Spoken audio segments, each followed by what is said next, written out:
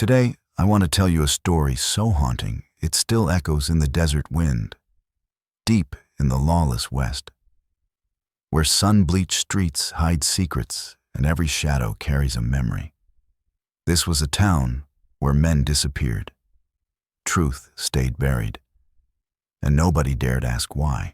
It started with something so small it seemed harmless, a stranger ordering a drink in a saloon. But that simple moment was enough to resurrect a buried past, expose a murder, and set justice on a collision course with blood. Before we kick off this adventure, don't forget to hit like on the video and let us know in the comments where you're watching from. They had no idea their chosen mark wasn't some helpless drifter. He was something far colder. Death wearing a leather coat, hands quicker than thunder, eyes that had watched too many men fall to count. Before the story pulls you deeper, tell us where you're watching from. Out of the shimmering heat of the Nevada desert, a solitary rider appears, cutting through the wavering air as he approaches the busy mining town of Silver Creek. His dark coat snaps in the dry wind as he passes beneath the town's aging wooden archway. The townsfolk, mostly dry-cut men and shopkeepers, pause in their routines, studying the newcomer with wary eyes. The stranger, later whispered about as a living shadow because of his dark clothes and quiet presence, guides his steel-gray horse down the main street. The sharp rhythm of hooves on wooden planks echoes through a street that suddenly falls silent. Outside the Golden Nugget Saloon, three men wearing matching red bandanas stop their card game. The Locke brothers, Cade, Breck, and Ulrich, watch the rider closely, their hands drifting toward their holsters without thinking. The stranger pays them no mind. He dismounts smoothly, the kind of movement earned through years in the saddle, ties his horse to the rail, and steps toward the saloon doors. Low, nervous murmurs trail behind him, inside the Golden Nugget. The usual afternoon noise fades as the stranger approaches the bar. Calder Voss, the thick-shouldered owner, studies him carefully while the newcomer orders a whiskey. The bottle arrives beside a glass dusted inside, an unspoken insult reserved for men not meant to stay. Moments later, the Locke brothers enter, spurs clinking against the floorboards. Cade Locke, the eldest and most volatile, positions himself close to the stranger. Breck and Ulrich spread out, forming a loose half-circle. "Haven't seen you around here before," Cade says, his voice filling the quiet room. The stranger doesn't rush his answer, calmly pouring another drink first. "Just passing through," he replies. His voice is low, controlled, but sharp enough to make a few patrons shift uneasily. Breck laughs, the sound rough and unpleasant. Nobody just passes through Silver Creek anymore. Not since the silver hit. The stranger doesn't react, though beneath the brim of his hat, his eyes track every movement. His hand rests near the grip of his revolver, polished, scarred with deep notches along its pearl handle.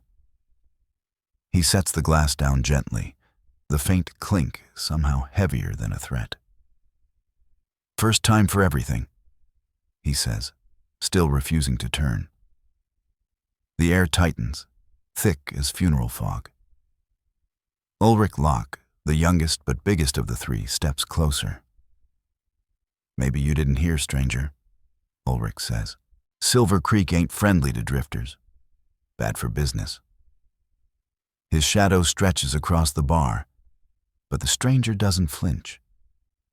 Instead, he reaches slowly into his coat. All three brothers tense, fingers tightening near their guns. The stranger pulls out only a silver coin and sets it carefully on the counter. "For the drink," he says, finally turning to face them.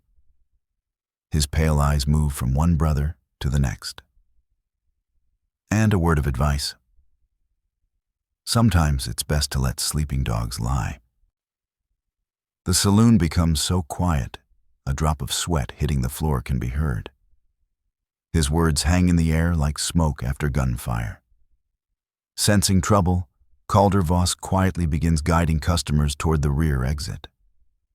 The Locke brothers exchange looks, pride battling the chill crawling up their spines. Sunlight pours through dirty windows, stretching long shadows across the floor.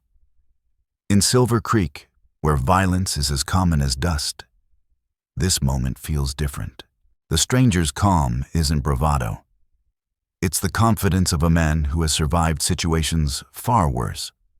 What the Locke brothers don't yet realize is that they're about to learn why some men are better left alone. Cade Locke's hand hovers inches from his holster, his finger twitching. Everyone in the Golden Nugget knows what happens when Cade loses his temper. The last man who crossed him ended up feeding the desert soil. Sleeping dogs. Cade sneers, spitting near the stranger's boots. Funny thing about dogs in Silver Creek, they bite. He steps closer, close enough for the stink of cheap whiskey to reach the stranger. And we bite hard. The stranger remains motionless, unblinking. His stillness feels unnatural, like a rattlesnake coiled before the strike. Breck and Ulrich hold their positions, completing a deadly triangle. The remaining patrons press against the walls, knowing they're about to witness either a massacre or a miracle. Last chance to walk away, friend, Ulrich says, his tone falsely polite. Would hate to see a man die over nothing. His broad body blocks the door as Breck inches toward the back, cutting off escape. Then the stranger finally moves, but not how they expect. He lifts his glass, drains the last of the whiskey in one smooth swallow, and places it back on the bar with careful intent. 3 against 1, he says evenly, his voice stripped of fear. Doesn't seem like much of a contest. Cade Locke answers with a harsh, ugly laugh. Contest? This ain't about... He never finishes. The stranger's elbow snaps backward with brutal speed, slamming into Cade's throat. Cade staggers, choking for air, and in the same breath the stranger turns, coat flaring like a bullfighter's cape. Breck Locke draws first, but his shot goes wide as a boot crashes into his wrist. The revolver skids across the floor, disappearing beneath a nearby table. Ulrich Locke moves fast for a man his size, but not fast enough. The stranger slips under Ulrich's swinging fist and uses the man's own weight to hurl him into the bar. Wood cracks on impact.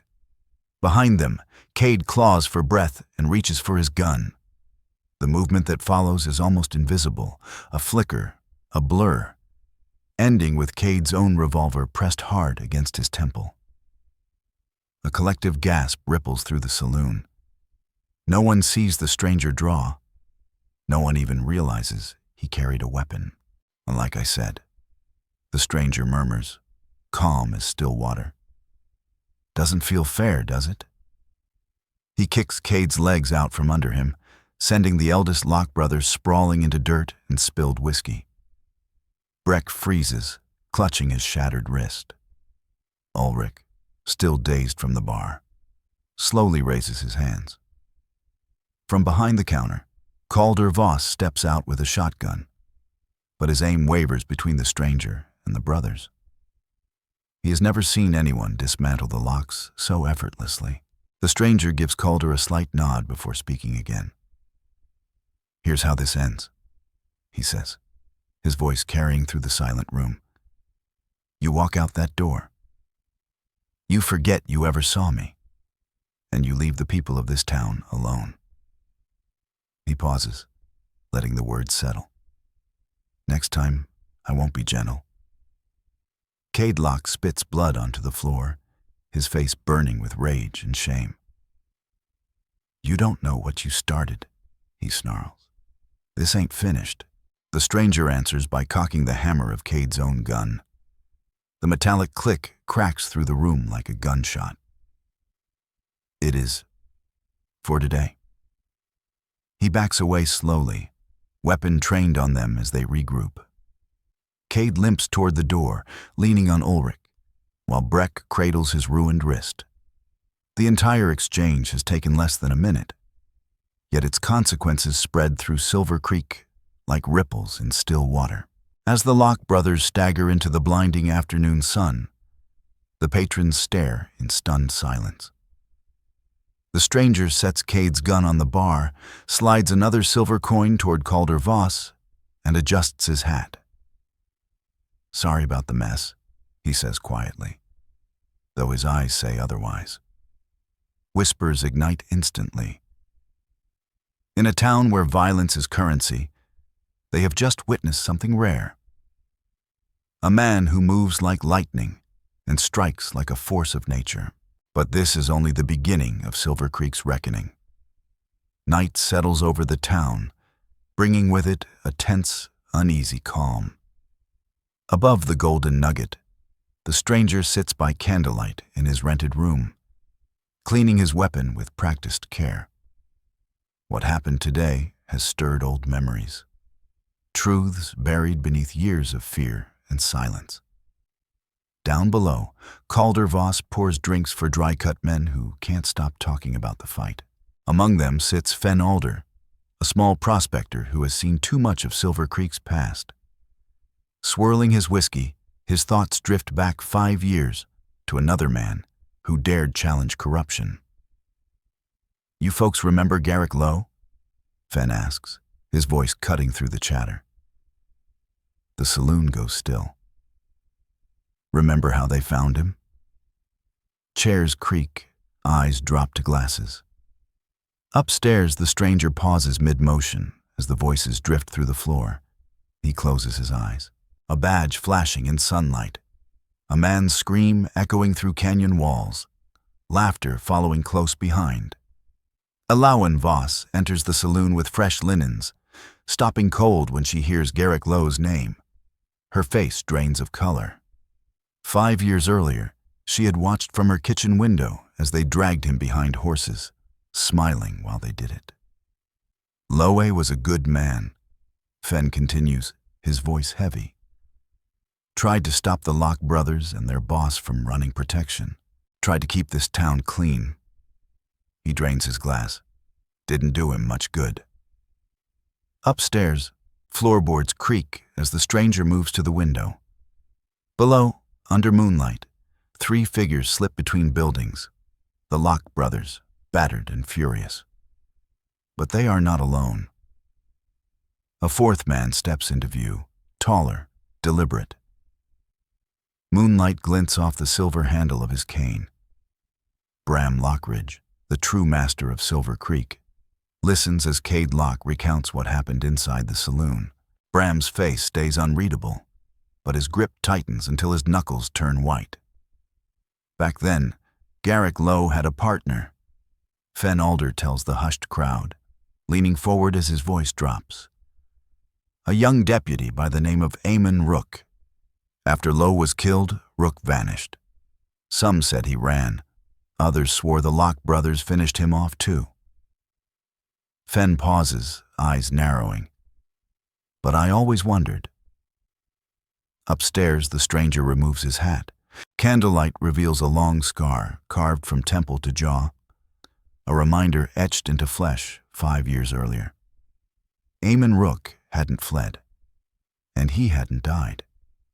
He had survived, hardened himself, sharpened his skills, and waited for the one moment that mattered.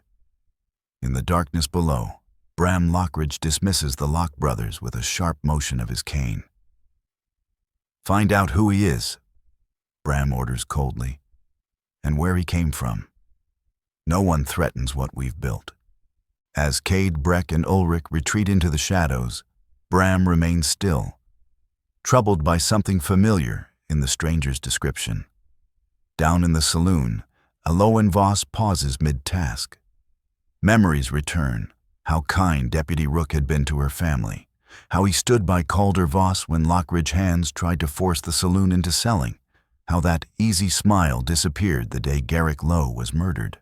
Above it all, Eamon Rook snaps his weapon back together with practiced ease. The gun is more than steel and wood. It is a reminder of failure, of a promise made beside a dying man.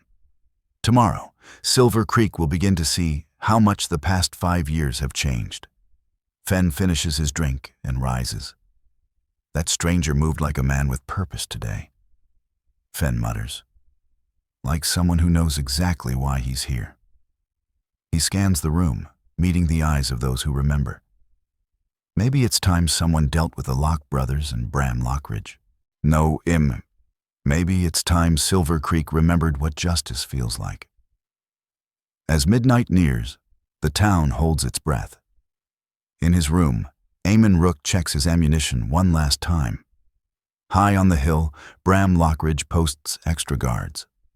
Behind the livery stable, the Locke brothers nurse bruises and bitterness, plotting revenge, unaware they are facing not just another gunslinger, but a ghost pulled from their own bloody history. A reckoning 5 years in the making is finally set in motion. Silver Creek's Judgment Day is close, and with it, the truth behind Garrick Lowe's murder. Dawn breaks over Silver Creek to a town already alive with whispers. Still known to most as only the stranger, Eamon Rook strides toward the town hall with clear intent. Inside, the council, Lockridge's puppets, gathers as usual, discussing new ways to tighten their grip on the town's trade. Mayor Huxley Barron, pale and soft-handed, looks up in shock as Rook enters unannounced. The others shift uneasily, yesterday's saloon incident fresh in their minds. Bram Lockridge's empty chair at the head of the table feels heavier than ever. "Gentlemen," Rook says, his voice firm with authority, "I'm here to make changes." He drops a weathered U.S. Marshal's badge onto the table. Eyes widen. Silence follows. "Effective immediately," Rook continues. "I'm assuming control of law enforcement in Silver Creek." Barron sputters. You can't do this. This is irregular. Mr. Lockridge." "Bram Lockridge's opinion doesn't concern me." Rook cuts in. "What does concern me is that this town hasn't had a real sheriff since Garrick Lowe was murdered." The name sends a tremor through the room. Rowan Pike, the youngest councilman, goes pale. He remembers watching from his storefront as Lowe was dragged through the streets. "I'm issuing immediate orders," Rook continues, unrolling a document. "First, all protection payments collected by the Locke brothers and today. Second, the mining company's private enforcers, the Lockridge Hands, are disbanded. Third," he adds, meeting each man's eyes, "you're going to tell me everything you know about Garrick Lowe's death." Barron rises, flustered. "Now see here, you have no right." His protest dies as Rook moves with terrifying speed, stopping inches from the mayor's face. "I have every right. The real question, Mr. Barron, is whether you have the right to keep hiding murder." Outside, Fen Alder watches as several councilmen rush from the building, faces tight with fear. A slow smile crosses his face. This isn't just cleanup. This is an attack on the roots. Back inside, Rook addresses those still seated. "Fen Alder is my deputy." He sets a second badge on the table. "Interfere with him, and you interfere with federal authority. Times are changing in Silver Creek. You can help fix what's broken," Rook finishes, "or you can fall with Bram Lockridge and the Locks." Rowan Pike swallows, then speaks up. "Lockridge won't surrender quietly. He's got men everywhere, even friends in the capital." For the first time, Rook allows himself a thin smile. "I'm counting on it." By noon, the news races through Silver Creek. Fen Alder wears his deputy's badge with pride, standing straighter than ever. At Rook's direction, he begins organizing townsfolk, forming the first ranks of the Rook Line Guard to stand against Lockridge Hands. Bram Lockridge receives the news inside his mansion, his fury exploding as a whiskey glass shatters against the wall. A marshal, worse than that, Eamon Rook himself. Lockridge turns sharply to his butler. "Send for Judge Malachi Fenn," he snaps. "Tell him it can't wait." Elsewhere, holed up and licking their wounds, Cade, Breck, and Ulrich Locke learn the stranger's true identity. Fear seeps in as memory returns. The young deputy they once left bleeding in a canyon, assumed dead.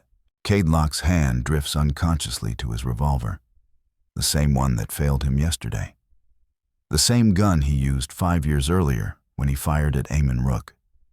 As evening settles, Rook stands alone in the sheriff's office, Garrick Lowe's old domain, his fingers tracing the worn edge of the desk where his mentor once worked.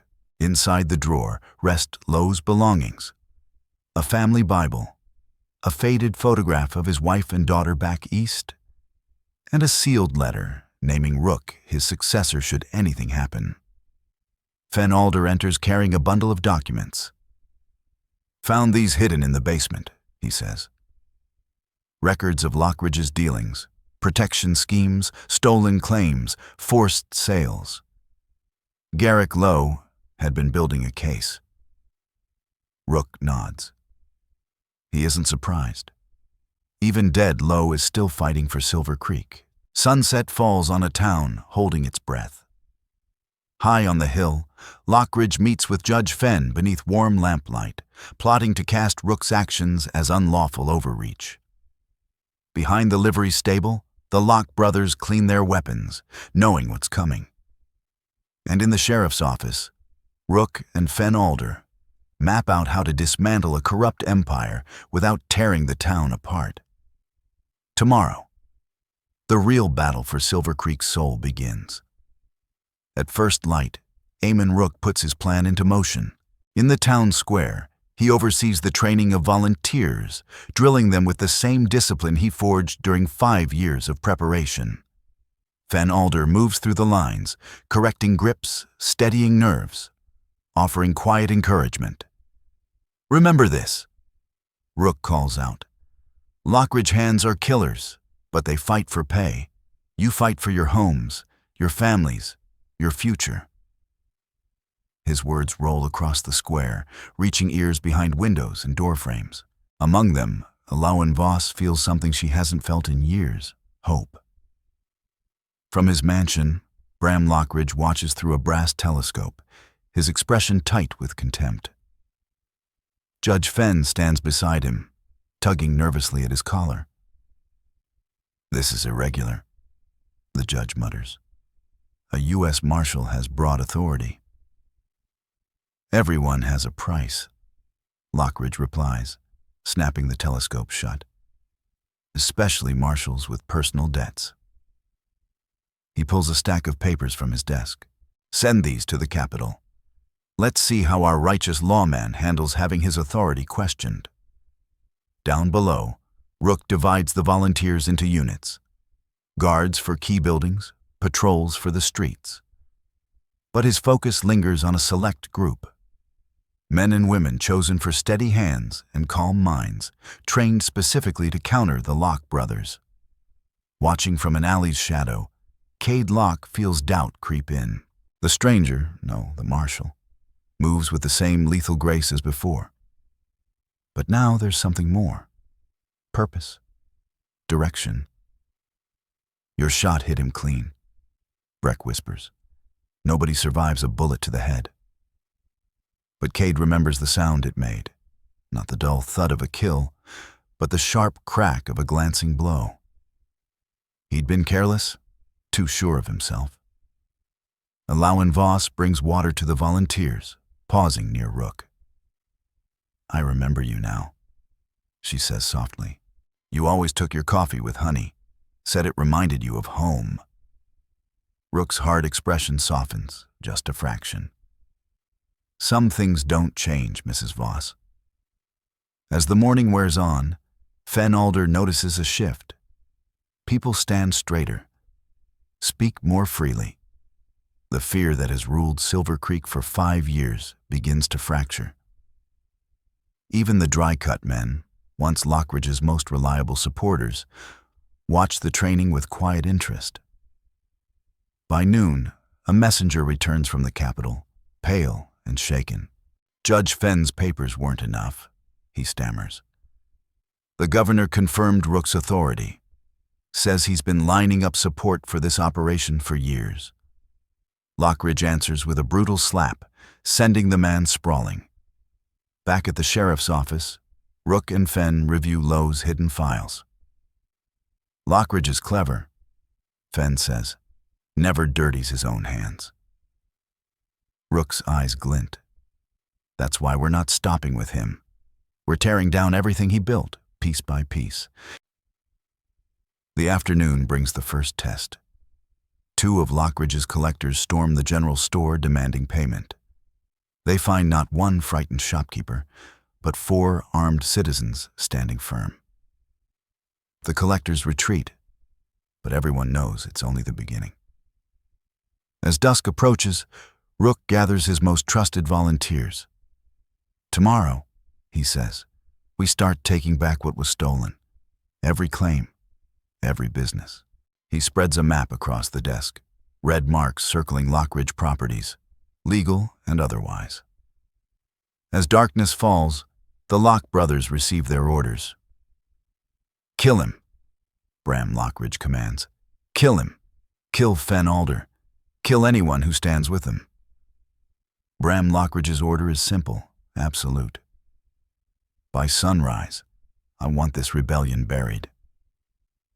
From the shadows, Cade Locke studies Lockridge's face and sees something he has never noticed before. Fear. Above the saloon, Eamon Rook sits at a small table, methodically cleaning his guns. Garrick Lowe's badge lies beside them, dull with age, but heavy with meaning.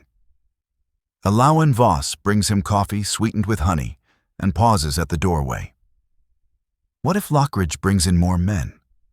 She asks quietly. Rook doesn't look up.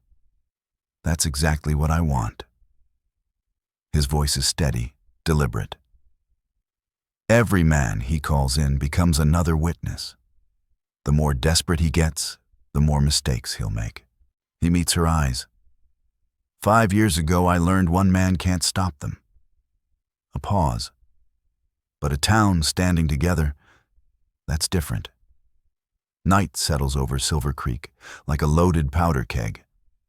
Dawn will decide whether Rook's plan holds or whether Bram Lockridge's empire claims another life. But this time, the marshal is not alone. Lockridge strikes before first light. Nearly 24 Lockridge hands surround the sheriff's office, expecting to catch Rook and his deputy asleep. Instead, they walk straight into a trap. Rookline Guard members hold their positions in nearby buildings, waiting. From the darkness, Rook's voice carries clear and calm. Last chance to walk away. Lockridge isn't worth dying for. The hired guns hesitate, doubt rippling through their ranks. Then Cade Locke forces his way forward, rage and terror twisting his face. You should have stayed dead, Rook, he shouts. We made sure that grave was deep enough. Rook answers with action. One sharp shot cracks the air. Cade's revolver flies from his hand, the barrel bent from the impact. Gunfire erupts. The Rookline Guard holds firm, disciplined volleys pinning the Lockridge hands in place. From the hotel rooftop, Fenn Alder directs the defense with precise hand signals, his small frame hard to spot. Watching from his mansion, Lockridge realizes his first assault has failed. Furious, he sends for his final weapon, a legendary gunslinger named Nail Graves, known for unmatched speed and deadly accuracy. A rider tears out of town, carrying Lockridge's plea and a heavy sack of gold. Back in Silver Creek, the fighting fades as Lockridge's men retreat, leaving 3 dead and several wounded behind. The Locke brothers vanish into the thinning mist of morning, their reputation shattered. Rook surveys the aftermath. 2 volunteers injured, none killed. The town has survived its first trial. Inside the saloon, now turned into a makeshift infirmary, Lawman Voss tends the wounded. "They'll come back," she says as Rook enters. He nods. "That's what I'm counting on." Throughout the morning, Rook and Fenalder reinforce key positions: the mining office, the assay house, the bank, each transformed into a defensive stronghold. Yet Rook's attention drifts often toward the southern road. "Waiting for someone?" Fen asks, adjusting his deputy's badge. Rook hands him a sealed envelope. Lockridge is predictable. He's calling in every favor, hiring every gun he can find. When the time comes, deliver this to Auric Dane. By noon, tension grips the town. Lockridge's remaining men hole up in his mansion, the sounds of breaking glass echoing his unraveling temper. Judge Malachi Fen attempts to flee, but finds every road watched.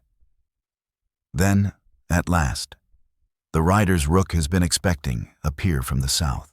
Not hired guns, but dry-cut men from Lockridge's farthest claims marching into town. At their head walks Rowan Pike, his fear finally burned away. "Lockridge has been cheating us for years," Rowan announces to the crowd. "We've got proof." The news shatters Lockridge's control. Enraged, he orders the Locke brothers to burn the town records office, hoping to erase his crimes. But Rook has already moved the real documents. Lowe's evidence is safe. As evening approaches, Rook calls the town together inside the church. "Tomorrow," he says, "Lockridge makes his final move. He'll throw everything he has at us." He scans the determined faces. But that's not the real fight. The real battle is for Silver Creek's soul. Are we a town that bows to tyranny, or one that stands for justice? Silence hangs heavy until Eloan Voss speaks. Garrick Lowe believed in this town. He believed in the law. Others follow.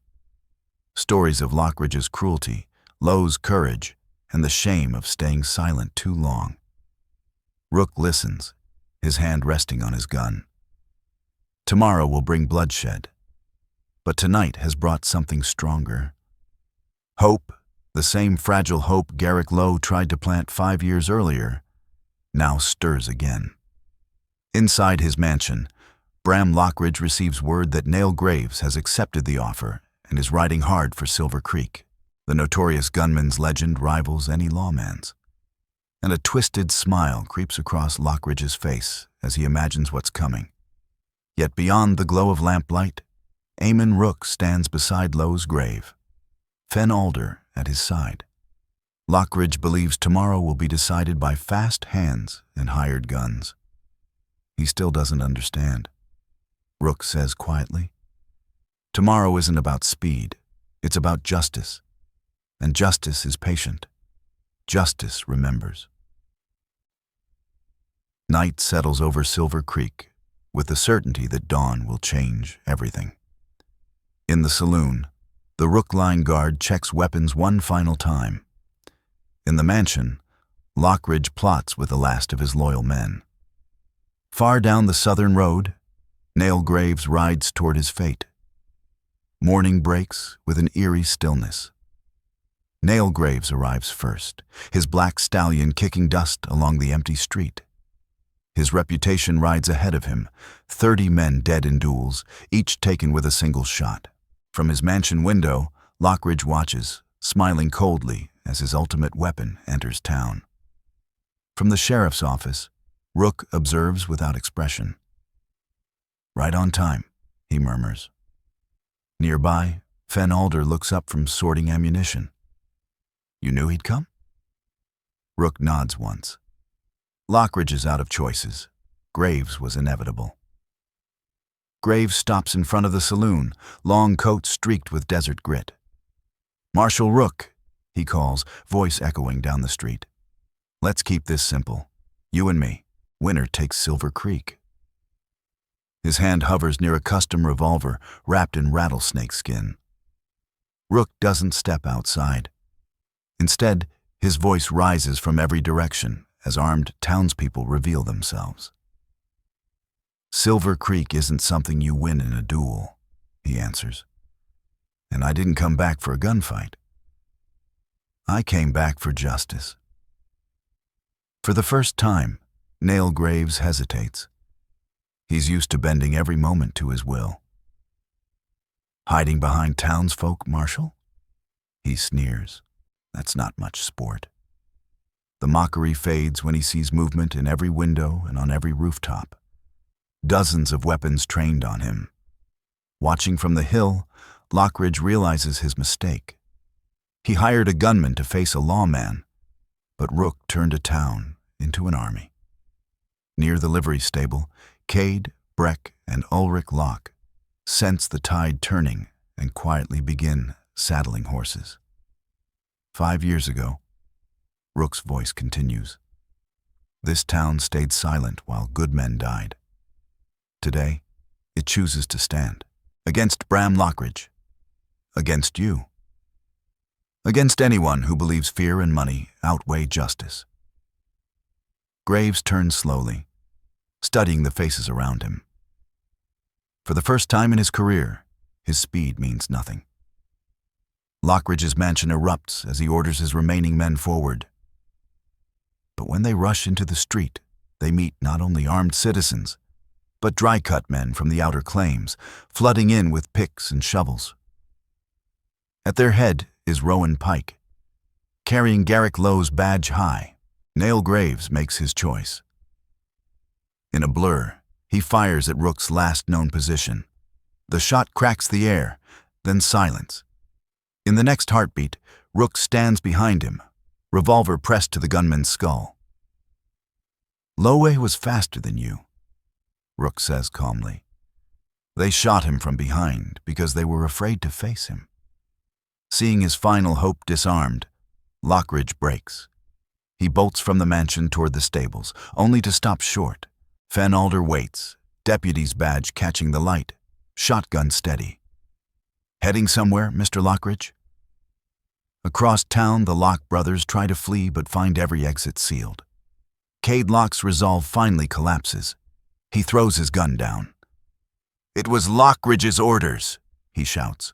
All of it, Lowe, the protection money, everything. His brothers follow, weapons hitting the dust. From the saloon doorway, Lowen Voss watches an empire crumble. The ruthless businessman, the feared Locke brothers, the legendary Nail Graves, all undone not by faster guns, but by a town rediscovering its courage. Rook marches Bram Lockridge toward the sheriff's office through silent streets. Some cheer, others weep. Most simply watch as justice, delayed 5 years, finally reaches Silver Creek. Fenalder follows, escorting the Locke brothers ahead of him. No longer mocked, now respected. The sun climbs higher over a changed town. Nail Graves rides out alone, his legend broken. Lockridge's mansion stands empty, gates wide for the first time in years. Inside the sheriff's office, Eamon Rook pins Garrick Lowe's old badge to his chest. The circle finally closed. But this is not the end. It is the beginning of healing, of rebuilding, of turning Silver Creek from a place ruled by fear into one governed by law. And the price of justice, as Rook knows, is not paid in. Justice, Eamon Rook knows, isn't paid for in flashy gunfights or dramatic showdowns.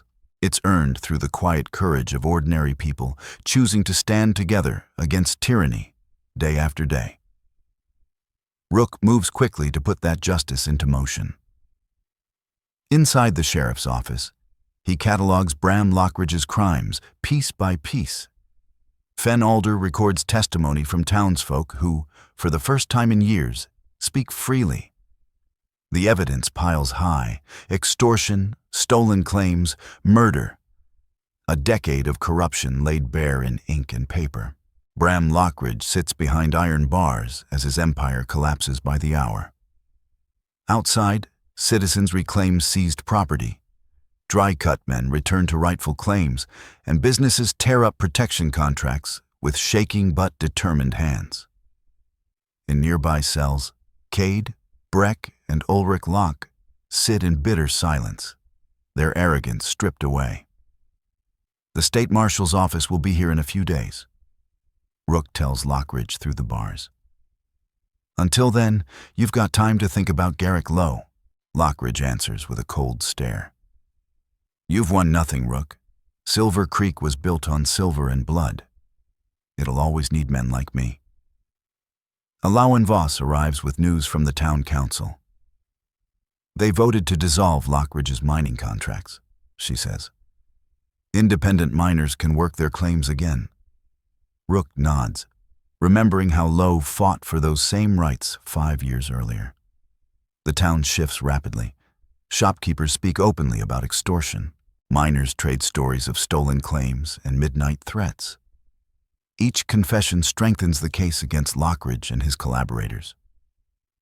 Still, Rook knows the hardest work lies ahead, making sure justice survives beyond vengeance.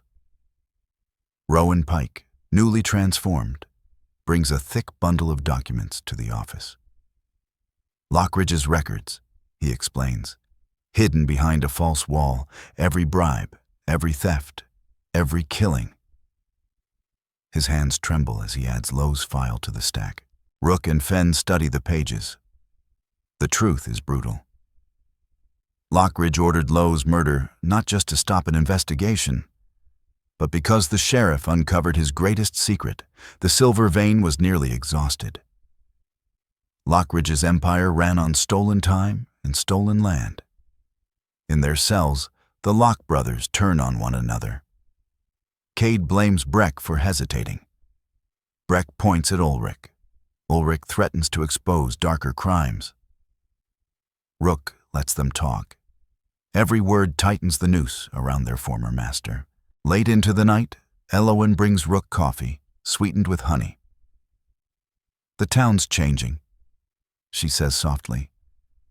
People are remembering who they were before Lockridge. Rook looks up from Garrick Lowe's badge, polishing it without realizing. They're remembering who they can be. Dawn brings unexpected visitors. Miners from neighboring towns arrive, carrying stories that mirror Silver Creek's past. Corruption, violence, fear. Rook understands then how far Lockridge's reach extended. Fenn begins charting connections, revealing a web of crime spanning the territory. From his cell, Lockridge receives the news with unsettling calm. You think this ends with me? He asks. There'll always be another Lockridge, another gang. The West wasn't built on justice. No, Rook replies evenly. It was built on courage. Garrick Lowe taught me that. The town council convenes an emergency session, voting in new laws to protect miners' rights and prevent future monopolies. Rook watches as civic order replaces corruption. Lowe would have been proud. As sunset nears, guards take positions around the jail.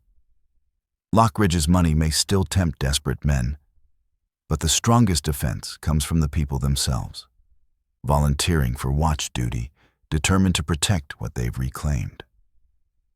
Fenn organizes the evidence for transport. This isn't just about Lockridge anymore, he tells Rook. This could expose corruption across the territory. Rook nods. Lowe's death may yet bring justice far beyond Silver Creek. The day closes with a quiet gathering at Lowe's grave. Flowers and tokens are laid down. Rook stands back, watching the town begin to heal. Tomorrow will bring new trials.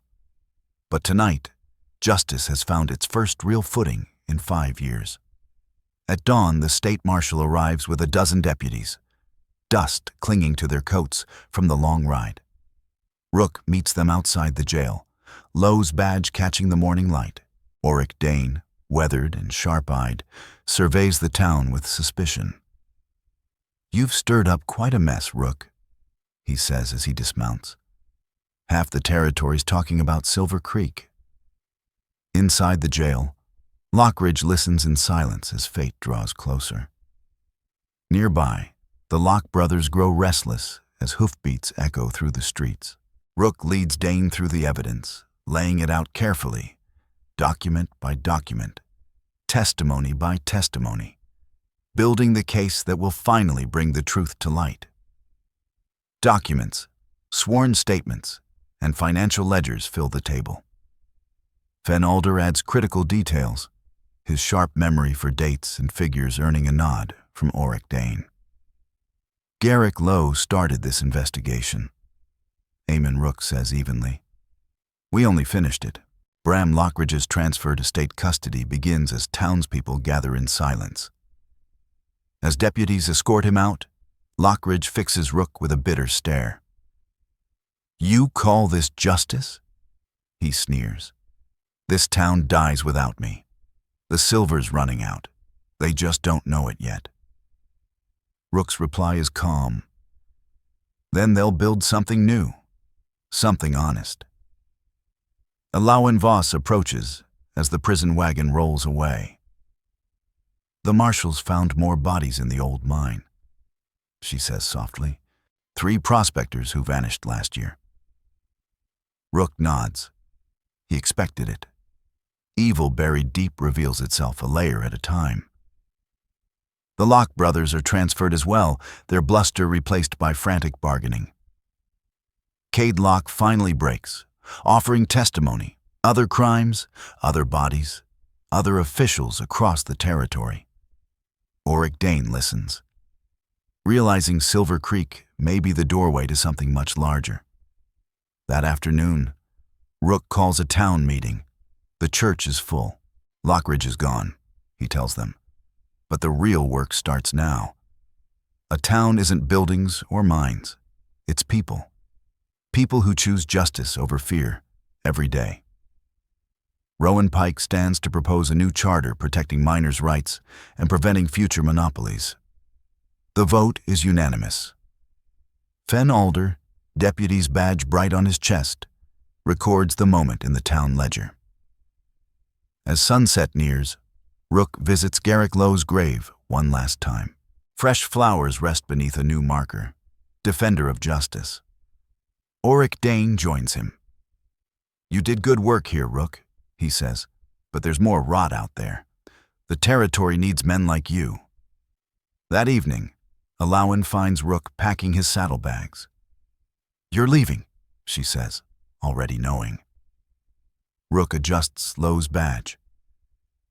Lockridge was right about one thing. There are others like him. Lowe taught me justice isn't for just one town. Morning comes. Silver Creek watches as Rook mounts up. Fen Alder stands tall despite his size, a new sheriff's badge catching the light. We'll keep it honest, he promises. Rook nods, knowing the town is in good hands. As Rook rides past the town sign, new words are painted beneath it. Home of Justice. Sunlight cuts across his face, catching the scar that never quite healed. Some wounds, he's learned, serve a purpose, reminding us why we endure. Alawen watches him disappear into the heat, remembering his words. Justice isn't only punishing the guilty, he said. It's building something worth protecting. Silver Creek would do exactly that, one day at a time. The desert sun sets on Silver Creek as Rook rides toward new horizons. The story he leaves behind rolls across the territory like thunder after lightning. How one man's return sparked a citizen's stand. Life transforms in Silver Creek. Fen Alder proves a steady sheriff, courage outweighing stature. Mining runs honest now. Former Lockridge employees working beside independent prospectors. Auric Dane's investigation expands, using Lockridge's records to expose corruption far beyond the valley. One by one, other empires fall, built on the same rotten beams of greed and fear. The Locke brothers' testimony proves decisive, traded for lighter sentences. Alawen turns the golden nugget into a symbol of renewal. Where once Lockridge hands ruled, miners and merchants now gather freely. Garrick Lowe's photo hangs behind the bar, beside the bent revolver taken from Cade Locke. Rowan Pike leads the council in passing laws to ensure no single person can ever seize the town again. The silver may be thinning, but the spirit grows stronger. New ventures rise: a rail office, a cattle outfit, a schoolhouse. Lockridge's prediction of ruin proves hollow. Rook's legend grows with each passing month, tales of the lawman who returned from the dead and turned fear into resolve. But those who were there know the truth. The real hero wasn't Rook's gun. It was Garrick Lowe's legacy of courage and law. 1 year later, a letter arrives for Fen Alder.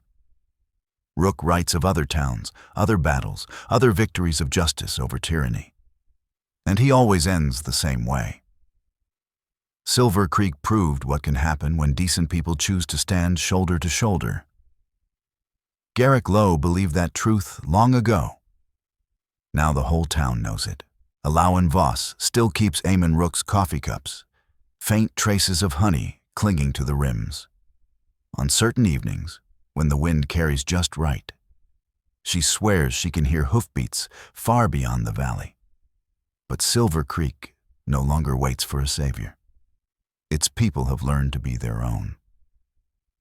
Old-timers still tell the tale of the stranger who wasn't a stranger, of a town that rediscovered its backbone, of justice delayed but never denied. They pass the story down so their children will remember that even in the darkest hours, one person willing to stand for what's right can spark a fire that never truly goes out. Somewhere beyond the horizon, Eamon Rook rides on, Garrick Lowe's badge still shining against his chest. The West is vast, corruption runs deep, but justice now has a relentless champion. The legend of Silver Creek travels with him, a living testament to memory, courage, and the unbreakable will of those who refuse tyranny. In the end, Bram Lockridge was wrong about everything. Silver Creek did not wither. It was reborn. The silver veins beneath the ground may fade, but the brighter silver of justice endures. In every town that dares resist corruption, people whisper the story of the lawman who returned, the town that stood up, and the true cost of justice, paid in full. Each sunset finds fresh flowers at Lowe's grave, tended by citizens who refuse to forget. And on the quietest nights, if you listen closely, you might still hear echoes of hoofbeats, reminding Silver Creek that justice, like memory, never truly dies. Years pass. The old mine shuts down, yet the town thrives through ranching, trade, and a new railroad depot. The red paint that once marked Lockridge's rule has weathered away, replaced by colors chosen by free hands. Fen Alder, still sheriff, keeps Lowe's original case files displayed with honor. Beside them rests a newspaper clipping recounting Lockridge's death in prison, his empire reduced to dust. The Locke brothers served their sentences and vanished into obscurity, their names now warnings rather than threats. Alawan's saloon becomes a gathering place for travelers eager to hear the story firsthand. She tells it well. The quiet lawman, the courage he awakened. Some call it legend. Those who lived it touch old scars and know better. Rowan Pike leads the council with honesty and restraint. Under his guidance, Silver Creek becomes a model of frontier democracy. Other towns send envoys to study its laws, its methods, its transformation from fear to fairness. One crisp autumn morning, a lone rider appears on the horizon. The townsfolk recognize the outline instantly, the straight-backed posture, the familiar hat, the badge flashing in sunlight. Eamon Rook returns, older, weathered, unbroken. The scar along his face gleams silver in the light. He finds a changed Silver Creek. Children laugh in streets once ruled by fear. The jail stands mostly empty. Lowe's grave, now central to a proper cemetery, bears a simple truth. his justice lives on. Rook brings word of other victories, other towns freed. Yet Silver Creek remains special, the place where justice found new breath, where a single town's courage reshaped a territory. Fen greets his old friend with fierce pride, recounting the legacy that still grows. Lawman pours Rook coffee with honey, just as before. They speak of Lo, of how vengeance gave way to healing. That night, the town gathers, not in fear but celebration, to welcome back the man who showed them their own strength. Later, Rook stands alone at Lo's grave. "We did it," he says softly. "Your death wasn't the end. It was the beginning." Behind him, Silver Creek's lights shimmer like stars fallen to earth, each one a family living free. Before riding out once more, Rook hands Fen a packet of letters, evidence of new corruption in the territorial capital. Fen only smiles. His deputies stand ready, trained in justice rather than brutality. Silver Creek has learned how to defend itself. As Rook departs for the last time, the sunset washes the town in gold. The sign reads, "Silver Creek, where justice found its home." Beneath it, fresh paint declares, "All welcome who seek truth." The legend closes, but the legacy endures. In saloons across the territory, people still tell the story. How one man's return awakened a town, how memory became redemption, and how the spirit of a fallen sheriff lived on through those brave enough to stand. Because in the end, justice isn't about the gun. It's about the heart that guides it. Silver Creek learned that lesson through blood and renewal. It now stands as a beacon for all who choose courage over fear, truth over power, and justice over vengeance. The hoofbeats fade into desert silence, but their echo lives on, in a town that fell and rose again, where justice found its second chance, and where the price of freedom was finally paid. Finally, let me send my deep thanks to you. Thank you for giving your time to this story. Some journeys shape us, and we hope this one left a mark on your heart. There are more paths ahead, more legends of love, hardship, and redemption beneath the western sky. Please subscribe, leave your thoughts, and travel with us once again. Thank you, and God bless. Aviso legal. Disclaimer. The stories presented here are creative expressions and may mix historical inspiration with dramatized scenes. AI tools contribute to some elements of voice, imagery, and structure. But every published story is refined by editors and creators to ensure authentic emotional impact. We honor YouTube's policies and do not generate deceptive likenesses or artificial depictions of real people. All audiovisual components are legally licensed. Any use, redistribution, or alteration of this content must be granted through written consent. Your presence here means a lot. Thank you for supporting artistic storytelling.